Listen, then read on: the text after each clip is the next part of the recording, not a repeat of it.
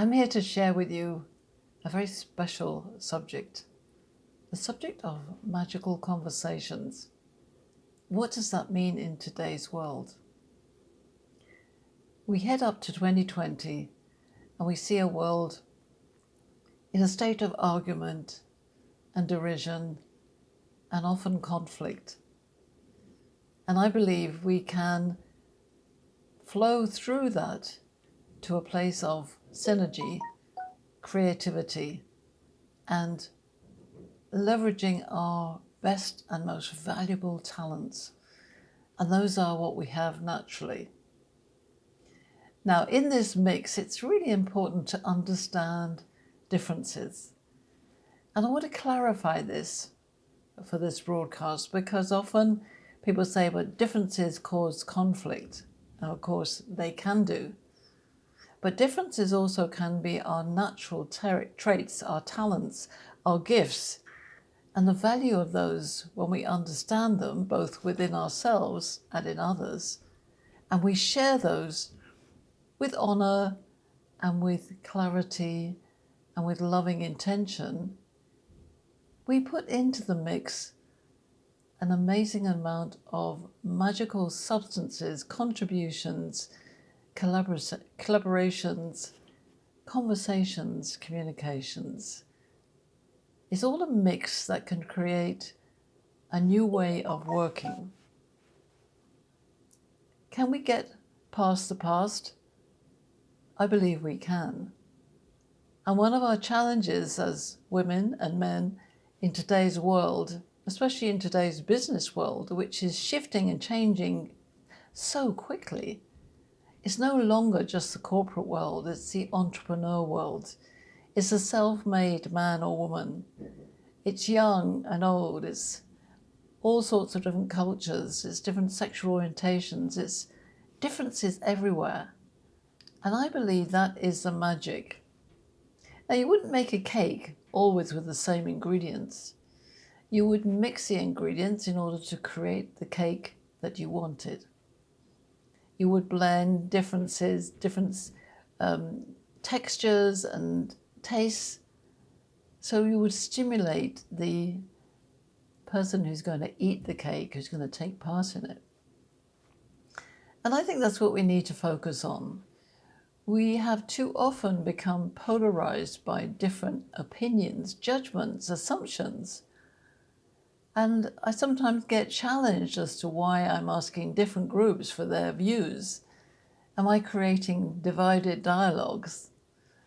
No, I'm not. I'm looking for what it is we perceive the world to be. And when I say we, I mean it might be groups of women, maybe groups of men. It may be mixed groups from one country. It may be all LGBTQ community. It might be, as I have found when I was working and living in Malaysia, different religions living together.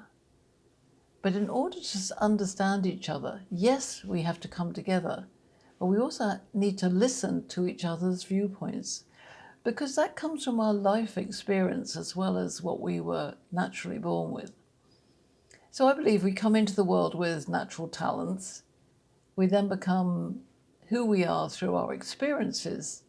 And obviously many of those are laid down in the first few years of our lives and will be conditioned by our parents' beliefs and our schoolmates' beliefs and our extended family beliefs and conditions, the conditions of the country, conditions of the years that we live in. I was born just after the war, and I've lived for 70 years through many different decades in the UK. I spent 4 years in Malaysia and now 2 years in the US, and I've really experienced very different point of view, different ways of being, and I value every single difference. So I say that differences are only difficult and cause difficulties when we don't understand them and we don't accept them. And it doesn't mean to say that you have to agree with everybody, but to listen, to observe, to really hear somebody else's point of view and their natural traits and attributes is really key to how we're going to become a world of synergy rather than a world of conflict. There are many things that need to change, I believe, and having a loving intention to create businesses that really understand people is critical. People over profits.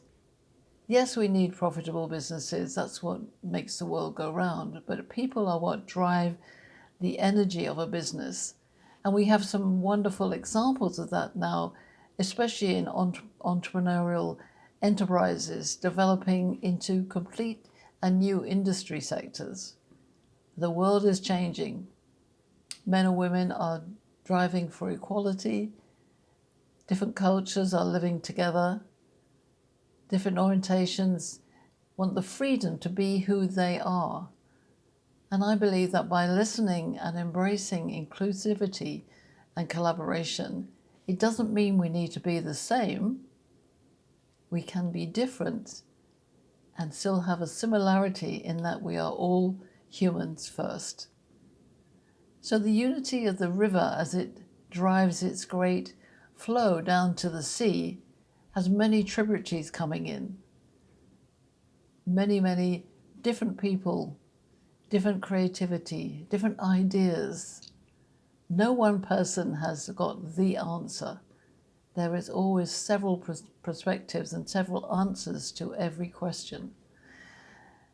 You can tell my passion, and I want to be of service to you. So in whatever arena it is, in business especially, if you're leading an enterprise, you're growing an expanding enterprise, and you're inviting people into that enterprise, I would love to talk to you about that and share some interesting viewpoints on how we value differences.